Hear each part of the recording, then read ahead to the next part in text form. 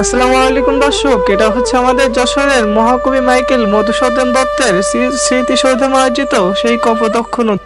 আর এই নদীর পাড়ে বসে আমাদের মহাকবি মাইকেল মধুসূদন দত্ত কিন্তু অনেক কবিতা লিখেছেন। তো দর্শক, আমি কিন্তু এই ভিডিওতে মহাকবি মাইকেল মধুসূদন দত্তের স্মৃতিসৌধে আয়োজিত এই কপোতাক্ষ নদীর চারপাশের অপরূপ সৌন্দর্য তুলে ধরানোর চেষ্টা করব। তো আপনারা ভিডিওটি না টেনে কন্টিনিউ শেষ পর্যন্ত দেখতে থাকুন।